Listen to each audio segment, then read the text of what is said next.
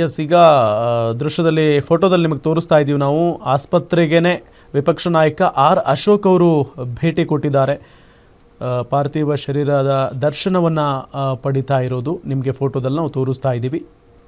So ಅದೇ ರೀತಿಯಾಗಿ ಸಾಕಷ್ಟು ಜನ ರಾಜಕೀಯ ಗಣ್ಯರು ಅಪೋಲೋ ಆಸ್ಪತ್ರೆಗೆ ಭೇಟಿ ಕೊಟ್ಟು ಅಂತಿಮ ದರ್ಶನವನ್ನು ಪಡೆದುಕೊಳ್ತಾ ಇದ್ದಾರೆ.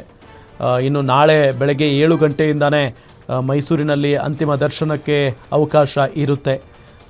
ನೆನಪಿರಲಿ, ಸಾಕಷ್ಟು ಭಾಷೆಗಳ, ಸಾಕಷ್ಟು ರಾಜ್ಯಗಳ ನಟ ನಟಿಯರುಗಳು ನಾಳೆ ಆಗಮಿಸ್ತಾರೆ ಮೈಸೂರಿಗೆ. ಸೊ ಹಾಗಾಗಿ ಡಾಕ್ಟರ್ ಯತೀಂದ್ರ ಅವರು ಸಚಿವರು, ಮೈಸೂರು ಜಿಲ್ಲಾ ಉಸ್ತುವಾರಿ ಸಚಿವರು ಕೂಡ ಅವರು. ಸೊ ನಾಳೆ ಒಂದು ದೊಡ್ಡ ಜವಾಬ್ದಾರಿ ಅವರಿಗೆ. ಈಗಿನಿಂದನೇ ತಯಾರಿ ಆರಂಭ ಆಗಿರುತ್ತೆ. ಬಿಗಿ ಭದ್ರತೆ ಆಗಿರ್ಬೋದು. ಯಾಕೆಂತ ಅಂದರೆ ರಾಜ್ಯದ ಮೂಲೆ ಮೂಲೆಗಳಿಂದ ಅವರ ಅಭಿಮಾನಿಗಳು ಆಗಮಿಸ್ತಾರೆ. ಜೊತೆಗೆ ದೇಶದ ಮೂಲೆ ಮೂಲೆಗಳಿಂದ ಅವರನ್ನು ನೋಡೋದಕ್ಕೆ ಅವರ ಅಭಿಮಾನಿಗಳು ಬರ್ತಾರೆ. ಸಾಕಷ್ಟು ಜನ ಸೆಲೆಬ್ರಿಟಿಗಳು ಕೂಡ ಆಗಮಿಸ್ತಾರೆ, ರಾಜಕೀಯ ಗಣ್ಯರು ಬರ್ತಾರೆ. ಸೊ ಹಾಗಾಗಿ ಭಾಳಷ್ಟು ಬಿಗಿ ಭದ್ರತೆ ಇರುತ್ತೆ ಮೈಸೂರಿನಾದ್ಯಂತ ನಾಳೆ.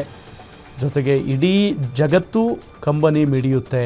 ಯಾಕೆ ಅಂತ ಅಂದರೆ ಅವರು ಇಡೀ ಜಗತ್ತಿಗೆ ಚಿರಪರಿಚಿತ. ಕೇವಲ ದೇಶಕ್ಕೆ ಮಾತ್ರವಲ್ಲ, ಪರ ದೇಶಗಳ ಭಾಷೆಗಳ ಜೊತೆಗೆ ಒಡನಾಟ ಹೊಂದಿದವರವರು.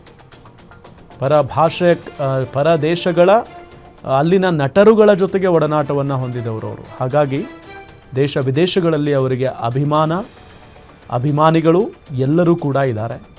ಸೊ ಹಾಗಾಗಿ ಪ್ರತಿಯೊಂದು ರಾಜ್ಯಗಳಿಂದ ಮತ್ತು ಬೇರೆ ಬೇರೆ ಜಗತ್ತಿನ ವಿವಿಧ ದೇಶಗಳಿಂದಲೂ ಕೂಡ ಅವರನ್ನು ಸ್ಮರಿಸ್ತಾರೆ ಪ್ರತಿಯೊಬ್ಬರೂ ಕೂಡ.